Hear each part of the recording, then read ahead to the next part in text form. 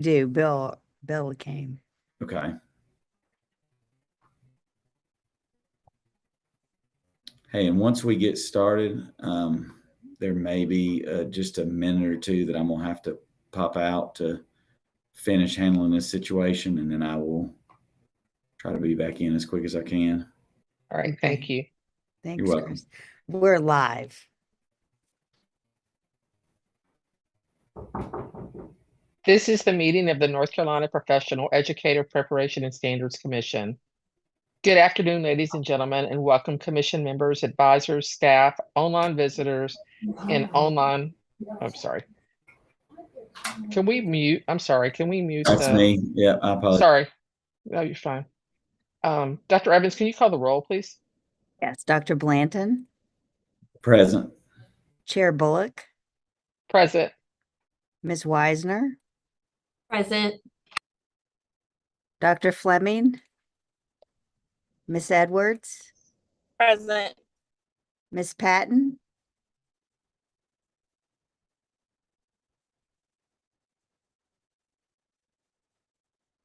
come back to her, Dr. Locklear, Dr. Penfield. Present. Sorry about that. Thank you. Miss Smith, Miss Hoskins, Present. Dr. Weddington, Dr. Vice Chair Griffin, Present. Mr. Smith, Present. Dr. Graham, Miss Jenkins, Dr. Winter. Present. We have quorum. Thank you, Dr. Evans. Good afternoon, ladies and gentlemen, and welcome commission members, advisors, staff, online visitors, and online listeners to the May 8th, 2025 monthly meeting of the North Carolina Professional Educator Preparation and Standards Commission. The Standards Commission develops and recommends to the State Board of Education rules related to all aspects of educator preparation, licensure, continuing education, and professional standards of North Carolina educators. I am Ann Bullock, Chair of the Professional Educator Preparation and Standards Commission, and I call this meeting to order. Our agenda materials are available online through the DPI website, www.ncpublicschools.org, on the quote SBE meetings unquote link. The meeting is also audio streamed through a link at the bottom of the eBoard agenda. I will now read the ethics statement that is required of us. Commission members are reminded that it is our duty to avoid conflicts of interest and the appearance of conflicts of interest as we handle the work of the commission. Does any member of the commission know of any conflict of interest or any appearance of conflict with respect to any matters coming before us at this board? If so, please state them for the record. If during the course of the meeting you become aware of an actual or apparent conflict of interest, please bring the matter to the attention of the vice chair. It will then be your duty to abstain from participating in discussion on the matter and from voting on the matter. Commission members, you have had an opportunity to review the proposed agenda for today's meeting. Do I have a motion to approve this agenda for May 8, 2025 meeting? So moved, Randy. Thank you, Randy. Second, Chris. Thank you, Chris. Any corrections, discussion?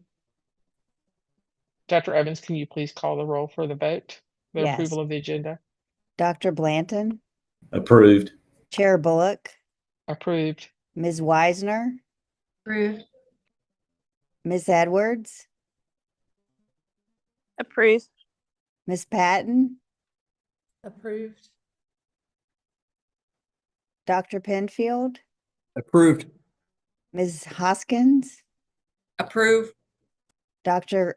Griffin, Approved. Mr. Smith, Approved. Dr. Winter. Approved. Motion stands. Great, thank you. The minutes from our previous commission meeting on April 10th, 2025 have been prepared and made available to you. Do I have a motion to approve these minutes?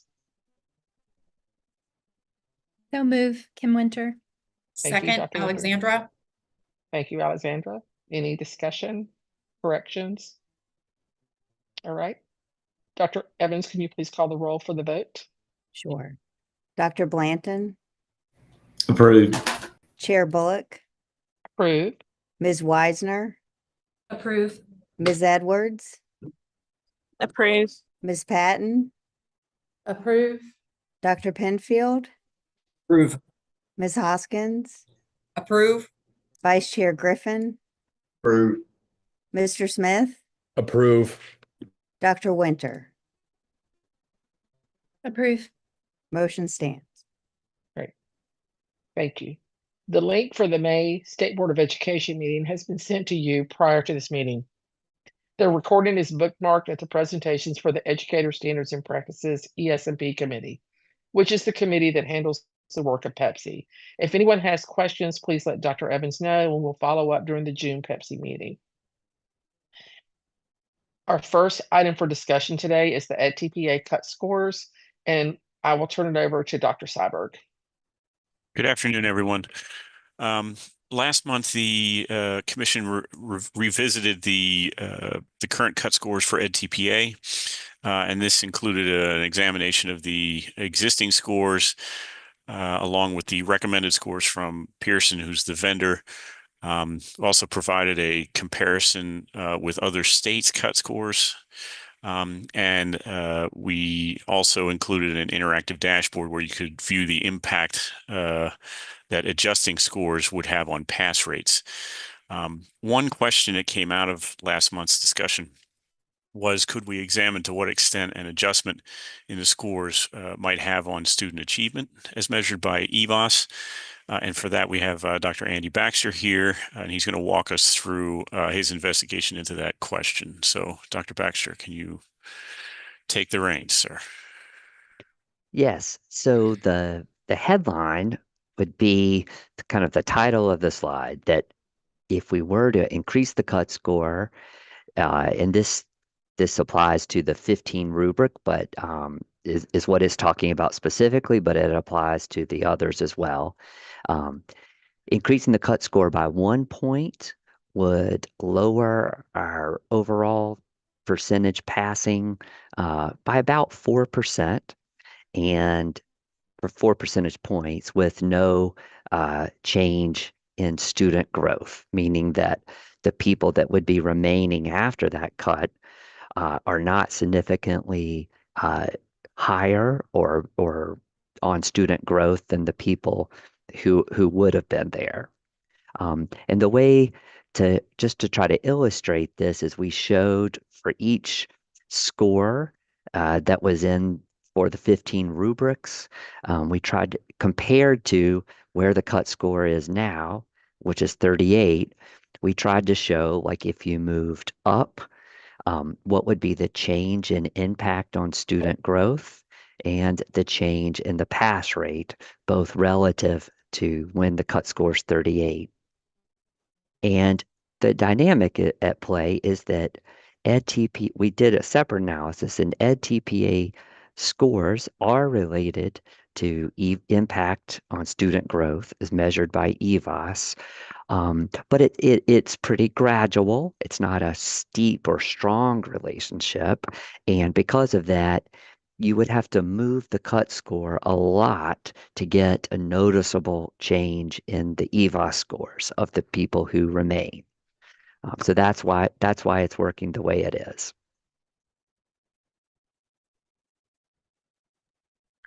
And I'll turn it back to Dr. Seiberg. All right, and I'll hand it back to Chair Bullock. That concludes our report on this.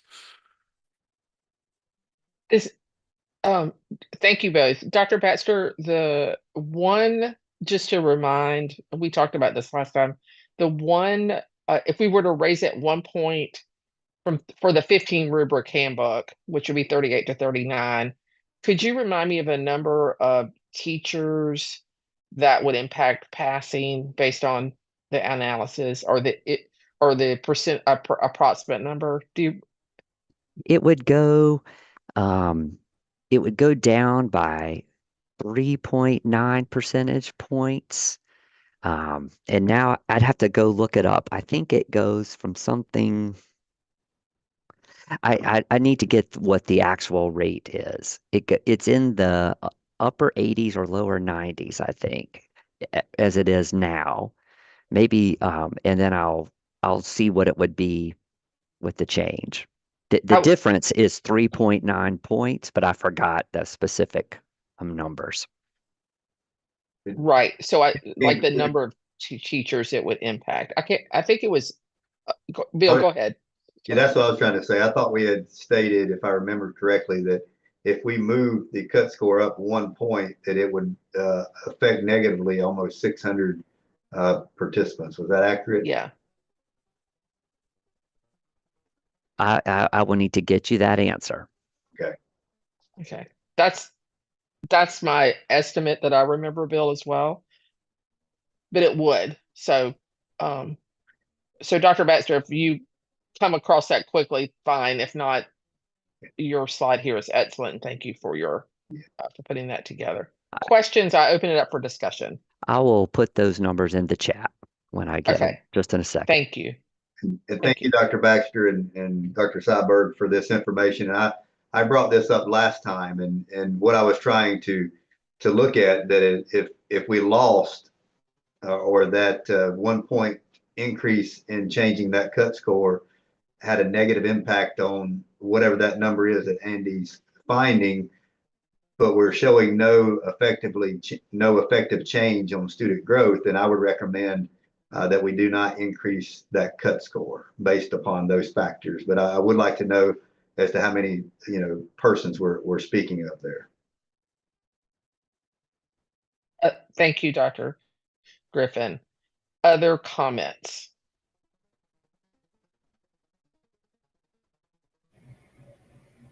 I would agree with what Dr. Griffin said. It doesn't feel like we gain anything by increasing the cut score. It feels like we lose teachers, but we don't gain anything, which, as we all know, or maybe not lose teachers, but it becomes problematic for teachers. And as we know, that's retaining teachers is an issue. So, Thank you, Dr. Blanton.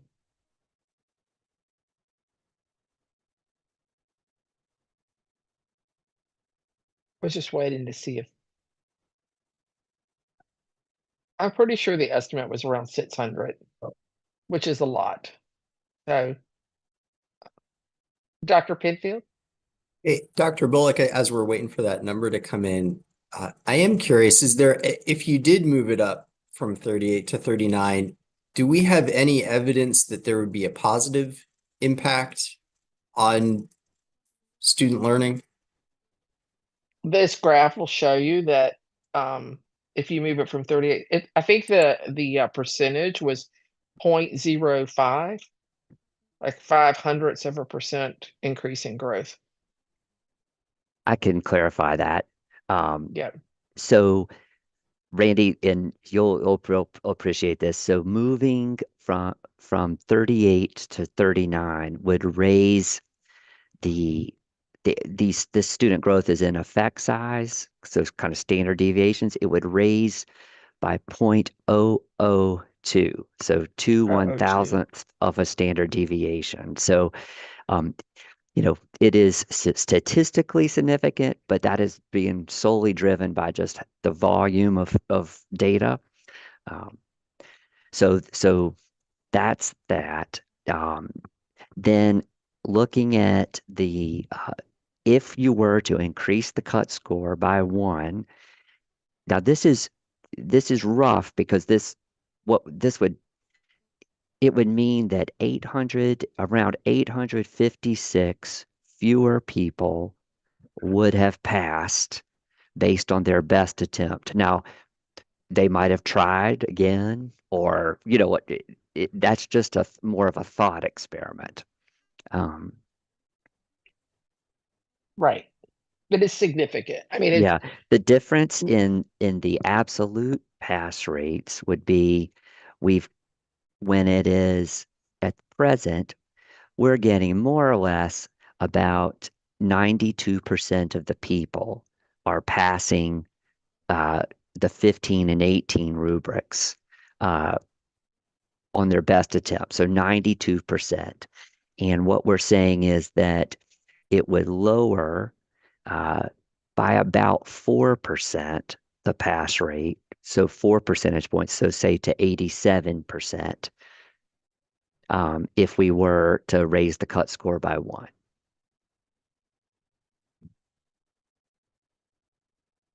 Is that helpful?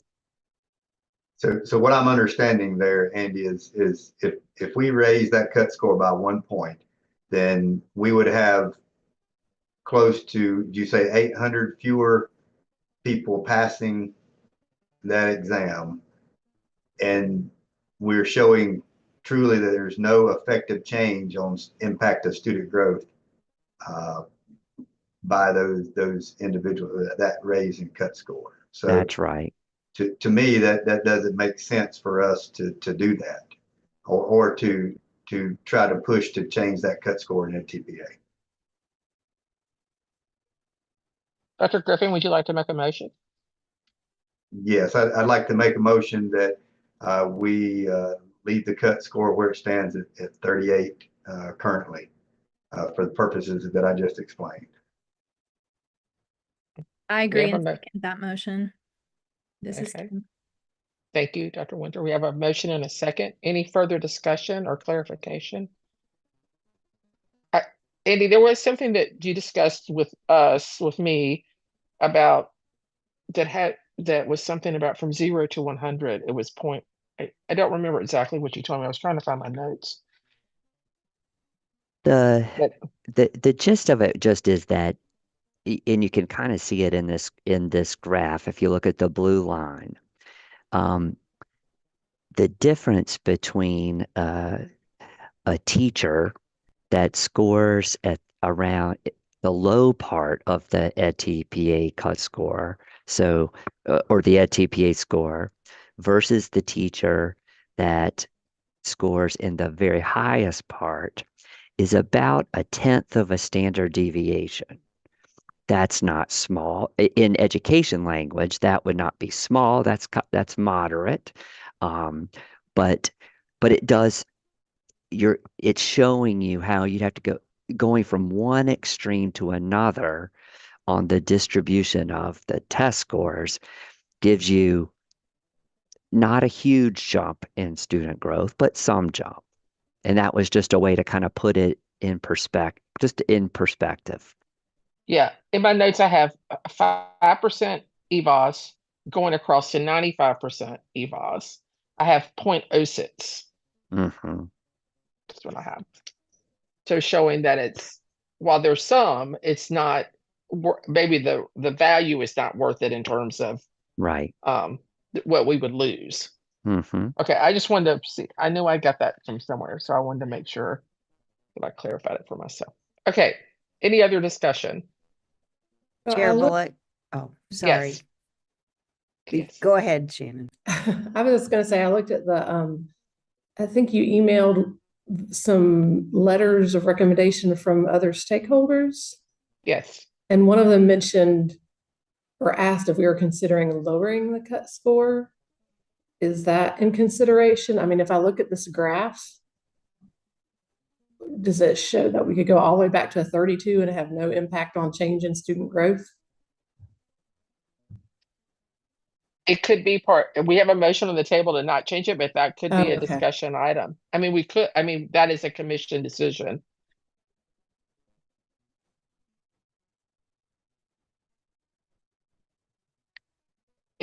This is my opinion. I don't know the appetite of what would the appetite of lowering would be. But it is we have the option to make a recommendation.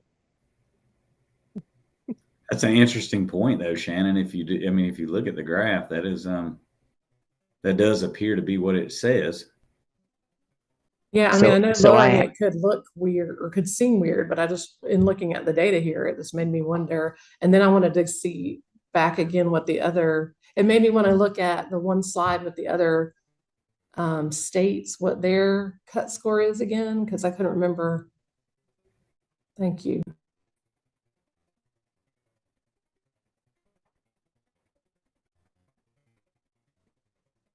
We seem to be in line with other states, pretty much.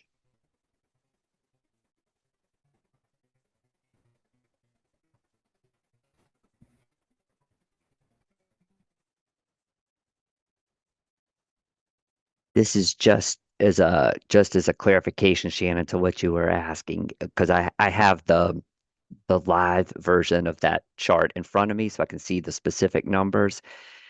If you were to move the cut score all the way back, you would be going, it would also be negligible. It's what you're seeing in the graph. It would be minus 0.002 to the difference. So it's going backwards would go the same amount that you would be going up with a one point increase. And both of those are would be undetected, very, very, very small. Now that's just what the data would say.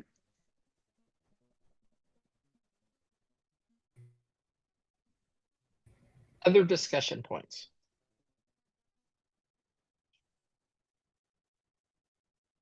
Shannon, do you have any follow-up thoughts? I just want to make sure that. Well, I just wondered, like looking at this table here, so if Alabama and Connecticut and Ohio and South Carolina are 1 point lower, does that gain us more teachers passing that would make it worth just going down 1 point, or not worth even considering, I guess? I'm just asking, I'm just throwing out questions. Yeah, no, it's a good question. The staff would have to provide an answer to that. I don't know.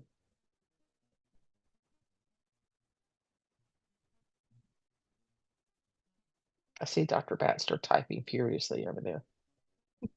Well, I mean, it is the case. It is going to be the case that lowering the cut score, more people will pass, and vice versa.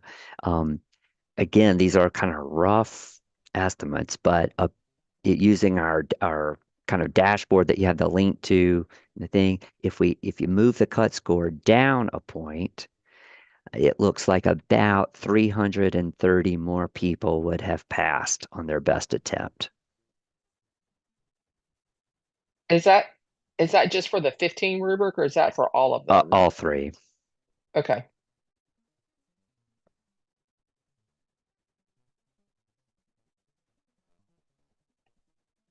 All right, so we have a motion on the table. We have a second. We have a discussion about if we lowered it. So let's deal with the motion and see where we land. So, Dr. Evans, can you repeat the motion, please?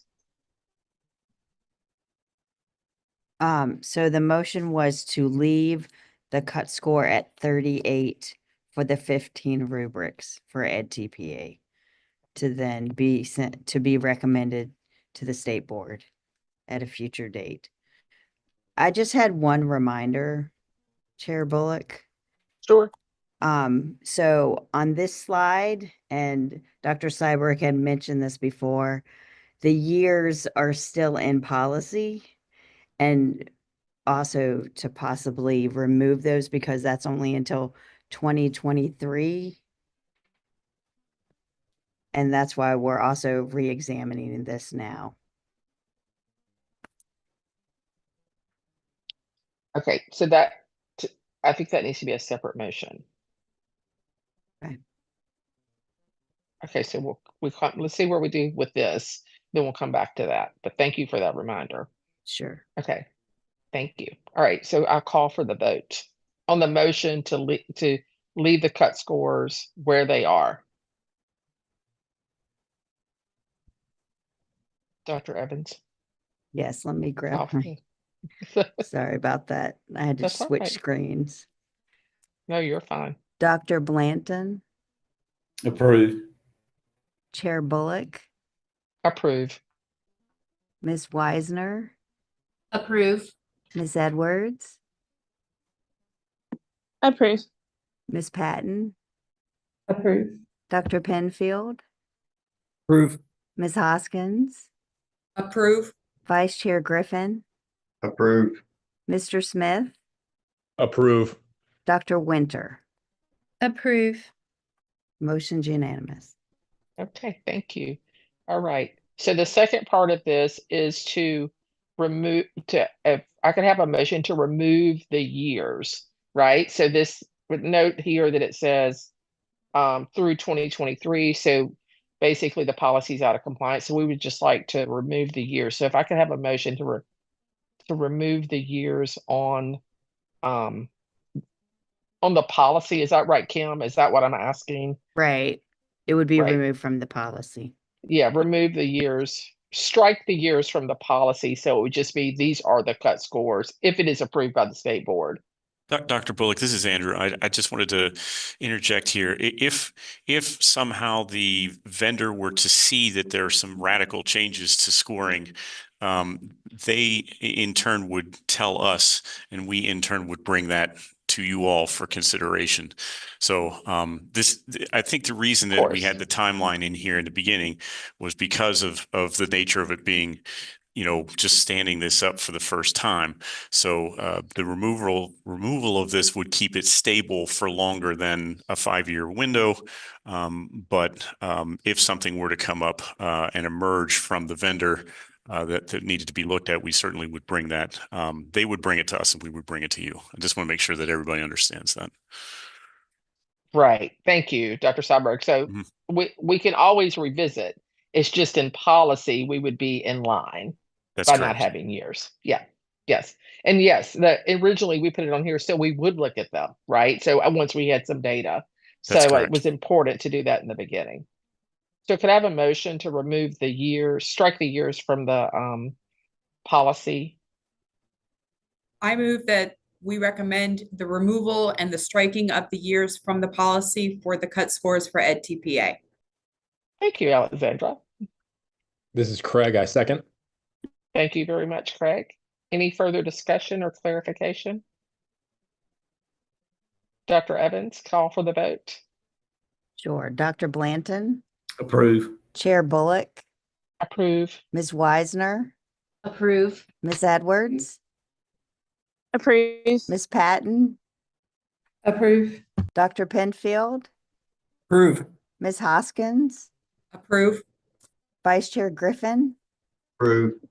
Mr. Smith, Approve. Dr. Winter. Approve. Unanimous.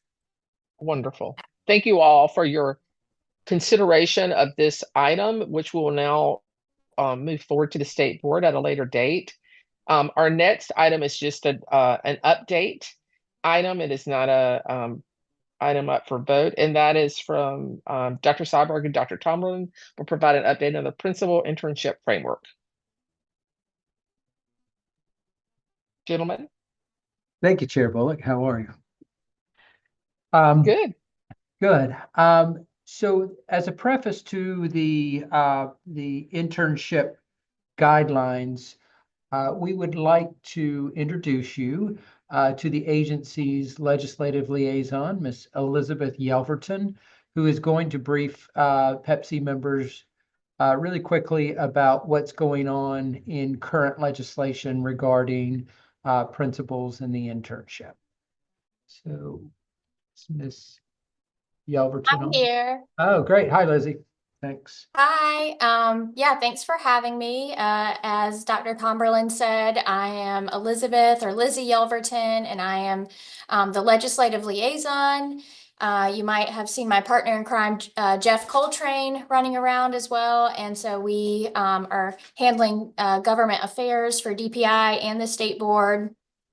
And so Dr. Tomberlin had asked me to hop on today really quickly to let you all know that we are aware of this provision that was included in the Senate budget bill that was passed in April. So that's Senate Bill 257.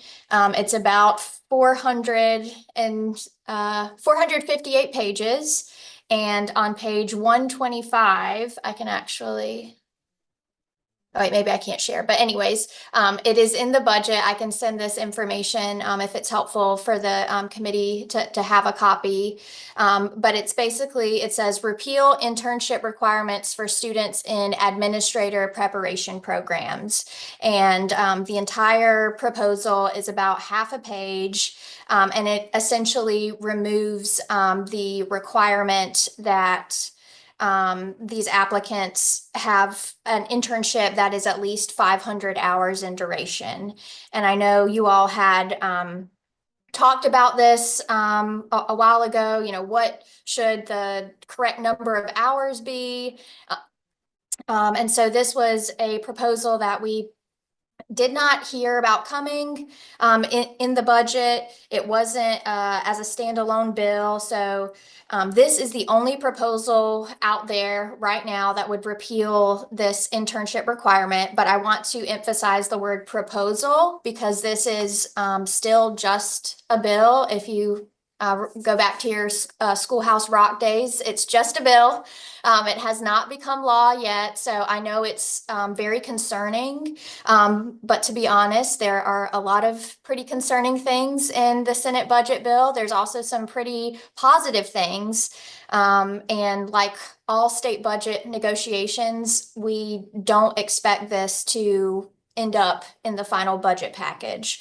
So what we have done is we've basically identified all of the very serious issues that we saw in the Senate budget. And Jeff and I have been walking around the building. I actually just got back from walking around this morning, handing out, letting people know, hey, not really sure where this came from, but this would have some serious consequences. We would have some of the lowest internship requirements in the country, especially in the Southeast. And also, I'm sorry, I just remembered it also comes with it the committee report, which is kind of like a money report that goes along with all these state budget proposals. And that is where you see the removal of the MSA internship stipends. And so that's about $6.2 million or so. So we're thinking that this is really just a cost saving proposal for the state. They've gone in and removed a lot of items. They reduced our central office allotment by 5%. So that's about like a $5 million reduction. So not to just say, don't worry about it, but this bill will not become law as is. And so we are actually waiting for the House to come out with their budget proposal next week. And if this proposal is in the House, then we know it's not just, one senator that maybe had an issue or wanted this in the bill. And in that case, we would have to really do some digging and try to figure out where this is coming from and just sit down with folks and maybe loop you guys in to reiterate the need for this internship and the MSA stipend funds. Okay, thank you. Yeah, I hope that's helpful, but yeah. Mr. Collins, did you have a question or comment? Not a question. And I've shared this with Dr. Jordan and his team.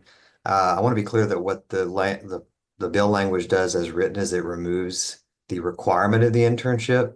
That would not preclude the state board through rulemaking and Pepsi from recommending to the state board that they retain the requirement through rulemaking. Now that is the legal issue. Politically, whether that would upset the people that are behind the removal of this requirement is not something I'm equipped to answer, but I just want to make clear to this group that even if this bill passes, there may still be a route if Pepsi thinks that it's a good idea to keep this internship, the state board may still be able to require it through rulemaking. So I just wanted to put that out there for the commission's consideration. Thank you, Mr. Collins. Dr. Tomberlin? Thank you. Well, since Brian asked that question, that leads me to a different question for Mr. Collins. My reading of that indicated that it was removal of the internship as a condition for licensure. It doesn't remove it necessarily as a condition of a program. So an EPP could say an internship is a required part of the degree, and that wouldn't violate the law either, would it? Correct. Okay, thank you.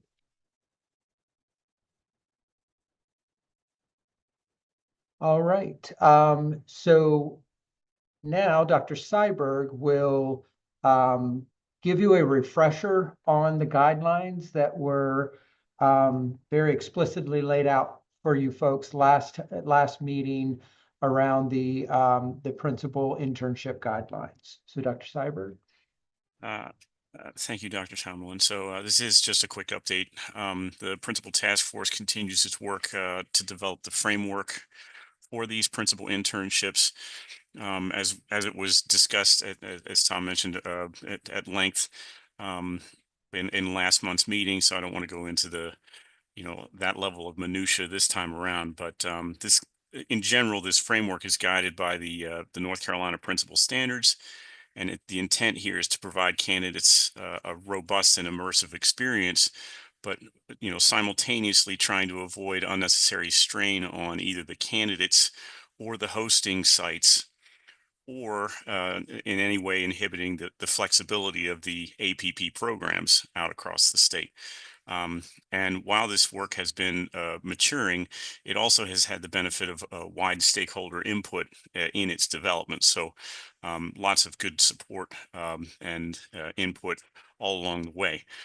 The ultimate final framework product is going to be intended to guide the APP program development towards the best practice, but it's not necessarily going to be set formally in rules.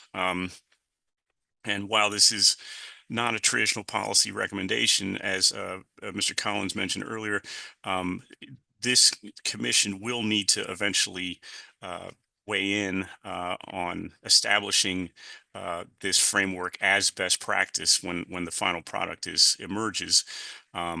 This commission would then weigh in so that it goes to ultimately to the board for a formal vote.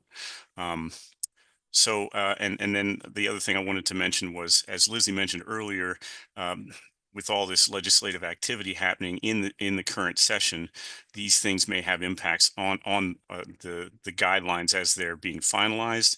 With that, we will be bringing them to you for consideration when clarity is achieved from the evolving legislation. So more to come on that. And Chair Bullock, I do believe the full presentation that Ms. Larkin McGuire presented last month is available to Pepsi members for review. Yes. Thank you. Any questions, comments, clarifications for our legislative rep or for Dr. Tomberlin and Dr. Seiberg from the commission?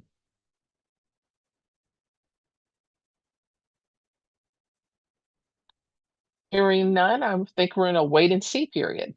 So this, of course, will come back to the commission.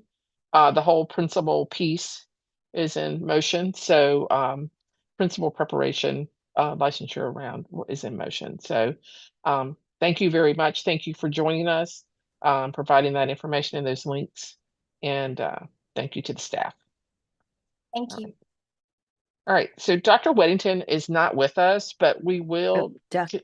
Weddington will be coming momentarily. Okay, so let's go ahead and our next item is around our proposal for an alternative North Carolina Educator Preparation Program accountability model, which is something that is an ongoing topic for this commission. I want to say that I want to thank the people that have been on the subcommittee, particularly because this has been quite a bit of work. Of course, Dr. Weddington has done a heavy lift on this. Dr. Penfield has provided great statistical and assessment information and thoughts, which I have really appreciated in our subcommittee meeting. So thank you, Dr. Penfield, for that information and that thought process, and everyone else who has chimed in. So Kim, if you want to share, do we have slides? I believe we do. It's not slides, it is the write-up, the whole kind of outline of his framework. of the model itself. Okay, and everyone has that? That was sent before. I was seeing if he had something updated that he was going to share today, Okay. but we can bring that up until he comes.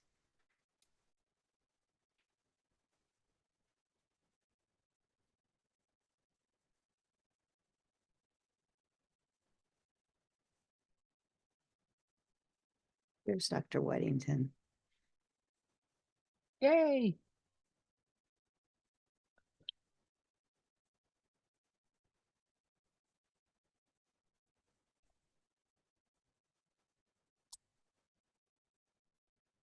Hello, Dr. Weddington. Hello, all. Well, you're just in time.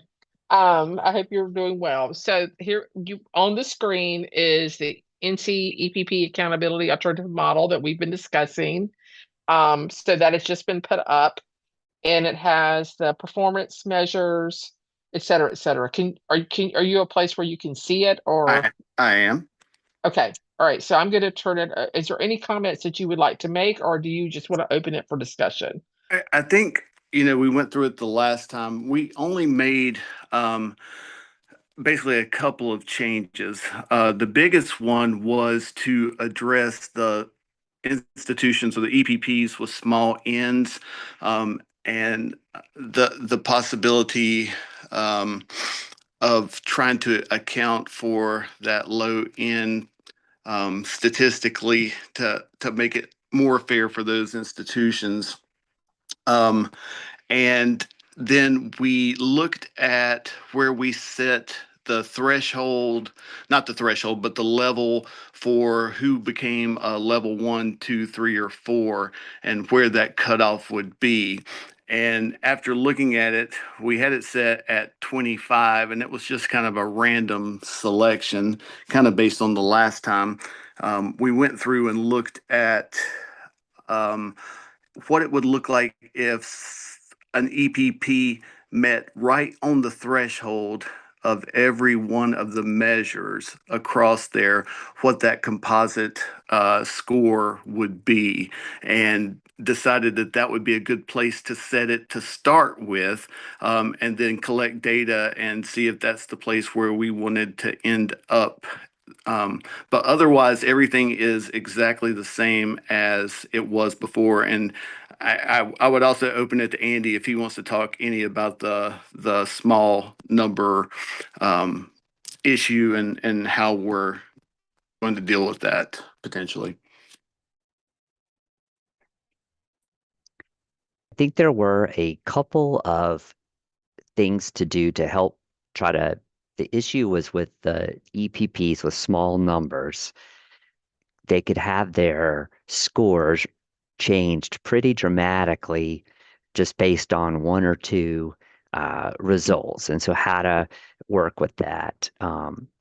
So what I have in my notes is that on the slide right now, the data sufficiency and evaluation, you are going to, when an EPP graduates fewer than 5 total completer, that changed from 10 to 5. Now I'm not sure this is appropriate. This is what I had in my notes. Yeah, you're right. You're right. Okay. We switched over to 5 instead of 10 students because of the confidence intervals could Right. allow us to help them. Okay. The big thing that would help protect the small schools from big swings is that we're going to adopt a confidence interval model. So it would be very akin to, like in polling where they say like there's a margin of error around a result. We're calculating a margin of error, and just all other things equal, when it's a smaller thing, there's going to be a bigger margin of error around that than if it was a big thing, which means that when we're looking to see is a score below a threshold, an individual score, or is the composite score below the overall threshold, we're taking into account that there is a margin of error around that. And in EPP, if within their margin of error they are above that threshold, then they won't count as being below it.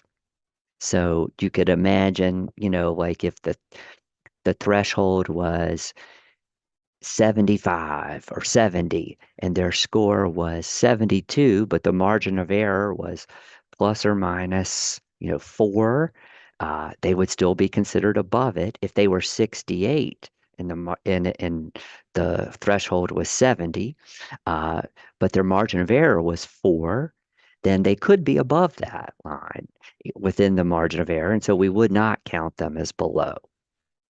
So we could say more about that, but in principle, that's what's happening. And so where it says special situations here, the process there would only come into play for EPPs that don't have at least 5 completers across that 3-year period to be able to make some kind of a decision about and evaluate their outcomes. Thank you, Andy.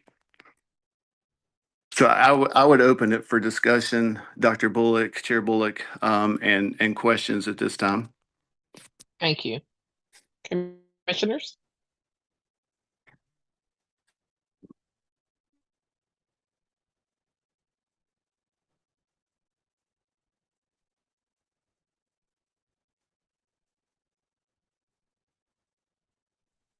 Does anyone have any comments?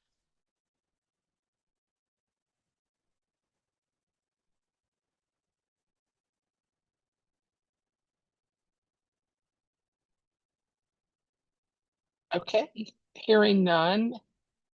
At this point, and again, we've talked about this multiple times and had multiple meetings in other places.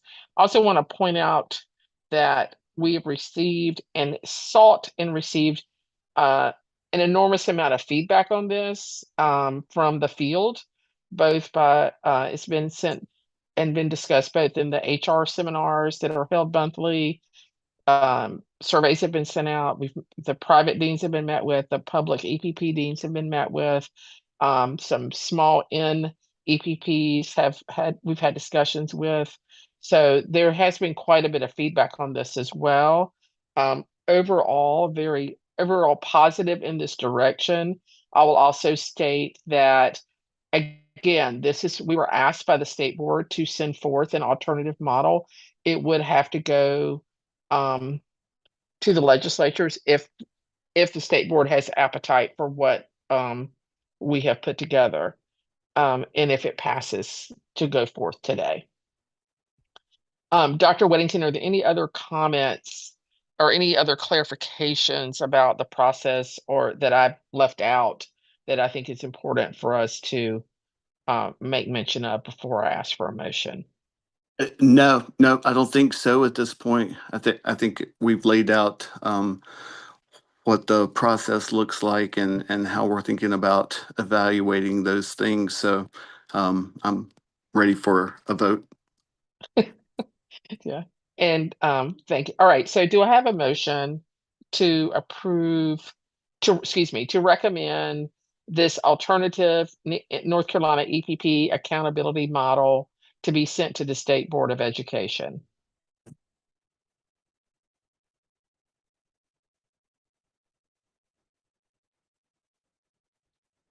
So move. This is Kim. Thank you, Dr. Winter. Second. Second, Alexandra. Thank you, Alexandra. Any further discussion? Hey, and this is Randy. I'm sorry for Yes. coming in late on this. I've been working with Andy, I've been working on a sheet of paper here and thinking about the small sample size situation with the confidence interval. Like let's take an example. The confidence interval is going to be more extreme as the proportion is closer to 0 or 1, right? It's going to be larger. It's going to be the smallest when people's 0.5, right? and I think you're muted. But so like my question is, if you have a situation where the N is 2 and you have a proportion, you know, meeting one of the standards of like 0.4, is it basically impossible that would the confidence interval become so large that it's basically impossible for that EPP to not meet this standard? Does that make sense? It does. But I want to correct one thing. So it's the opposite of what you're saying. I think your ultimate point is still true, possibly true, but the premise is the opposite. It's the flip. It would, when P Yeah, is so 0.5, it would be the largest. that's right, because Yeah. the formula, the numerator of the formula is the proportion times 1 minus the proportion. So the confidence interval gets bigger. It's affected by two things: the number of people. So in general, the bigger the group, the smaller the confidence interval. Also, the confidence in this makes sense if you think about it. If if the number is high or low, then it's the sense that there's not much there's not much variation among the EPP. Like if everybody's really high on it or everybody's really low, then you have a kind of a degree of confidence at those ends but if the numbers for an EPP are like 50% or 60%, there's a lot of uncertainty about what the true number is because within the measure, it's 40% are agreeing and 60% are not, or what have you. Um, so it is the case that what I have not done is in general, I think it's going to be really hard for an EPP with only two data points over 3 years, to that is probably going to be a pretty wide confidence interval, and that would make it really hard to not meet the threshold. But I haven't done any kind of simulations like, well, what if it was two people and they, you know, both numbers were in the 90s, for example, or something. Uh, that I haven't looked at, and I could, if that were something that people wanted. Yeah, so I guess just what I'm thinking of is if you have an EPP with a very small sample size, like 2 or 3, by approving this, we are setting up a situation where it's probably where there's a good chance, right, that EPP, the confidence interval would be so large that it would be unlikely to not meet the threshold. And Andy, as you said, that the reason for that is that we have very little data on that EPP, right? Which is why the Right. confidence interval is so large. So I don't know. I just felt like as I was mulling that over in my head, I before we went to a vote, I just wanted to kind of tease that apart a little bit. Yep, that's exactly right. And there's I think just my editorial would be it's just they're trade-offs, right? Like so you have that, or you could have what the hypothetical current model would be, in which there are no confidence intervals and you just take what those two people did and that's the score. And that has its own downsides, right? Like um so it there are trade-offs either way. Thanks, Andy. Other comments or questions? I just also want to say I appreciate the continued conversation and the concern for all the EPs from all the different walks of life, as I like to say. One of the things that I also think is that to clarify that we are sending this to see what the appetite for this is from the state board, right? There's a question in the chat. Dr. Baxter, do you see that? What if the N is 3 and people are social studies teachers who have no EBOS data and therefore don't contribute the 10% of the scoring plan?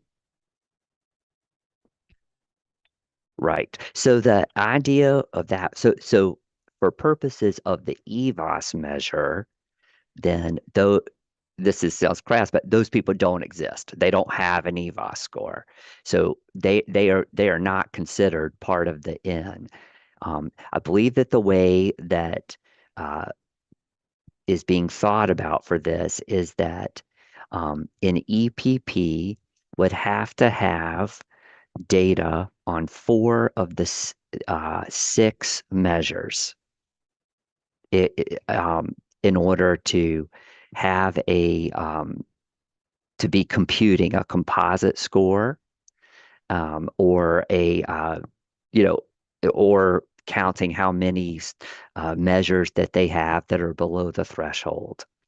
If the EVOS was the only one they were missing, then their composite score that gets kind of reweighted with the ones that they do have, so that the amount that it goes for EVOS, I think it's 10% right now. That 10% would get distributed across the other measures, so that they could still have a composite score. And the model would do that if they were missing up to 2 measures. After that, we would just say, we're not going to keep redistributing, and we're going to go into this section 2, data sufficiency and evaluation. Is that helpful?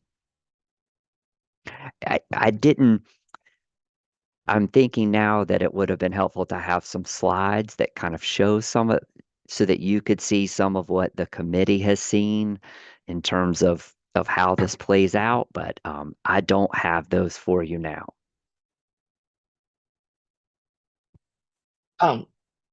Andy, thank you. Shannon put another example in the chat.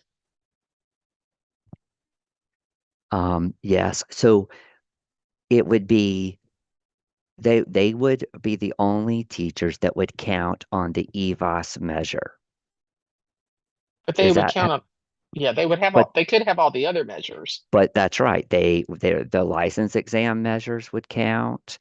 The not the foundations of Surveys. reading probably for this crowd, but the license, the surveys, and the yeah, those would be the ones. So you'd have the 2 surveys, you'd have 2 licenses. So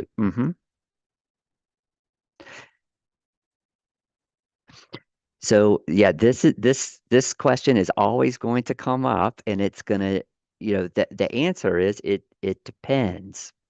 I mean, like, not to be dodging the question, um, they just don't have a measure for that. If they did have the measure and it was a lot stronger than their scores on the other measures, then maybe it does put them at a disadvantage. But that's like a impossible count. Like, they just don't have those people, right? Like, they don't have.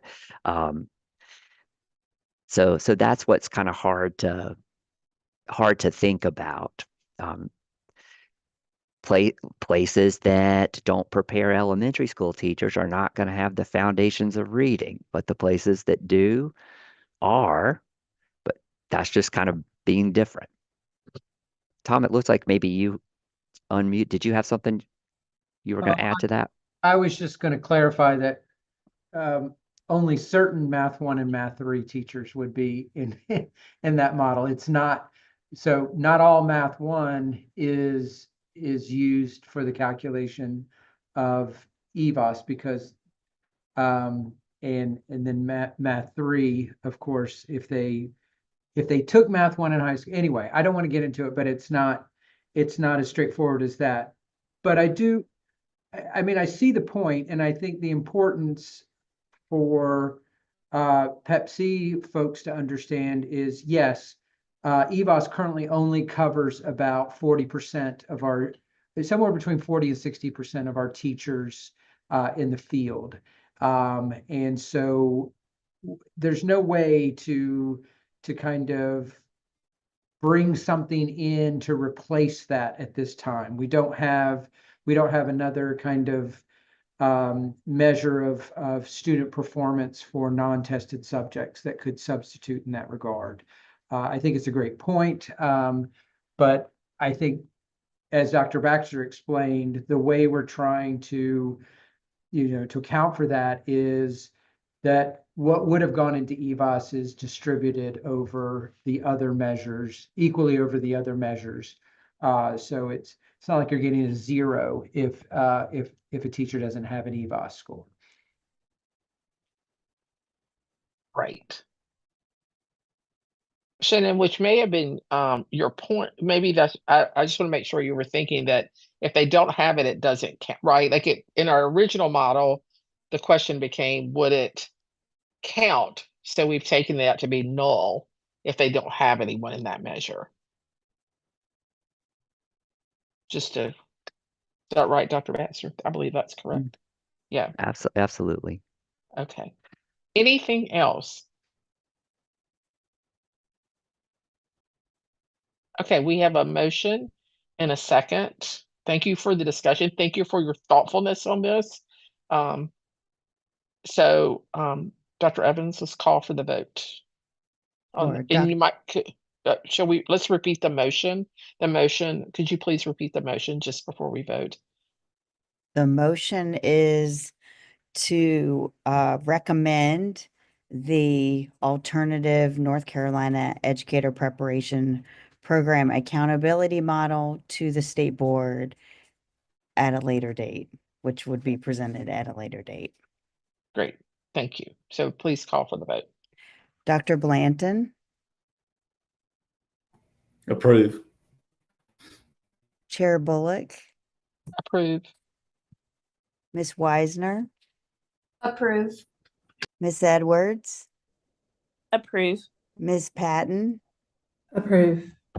Dr. Penfield, Approve. Ms. Hoskins, Approve. Dr. Weddington, Approve. Vice Chair Griffin, Approve. Dr. Winter. Approve. Unanimous. Thank you. Thank you, commission members, on this. Thank you to the DPI staff, particularly Dr. Baxter, who continues to think in all ways to help us make sure that we are trying to be fair and equitable in the decisions that we make regarding policy. It's very, very helpful. Okay, so thank you particularly to also Dr. Weddington for the heavy lift. We are on time to send this back to the state board. They asked for it to come back by June, so this has been a quite quick and intense movement on this. We will see what they think of our work. All right, so thank you, commission members, advisors, and staff for your preparation for the discussions today. I remind commission members that our next monthly meeting will be held in a hybrid manner in person on the 7th floor of the State Board of Education boardroom, as well as virtually on Thursday, June 12th at 3:30 p.m. We have completed our meeting. Unless there's additional business at this time, I ask for a motion to adjourn. So moved.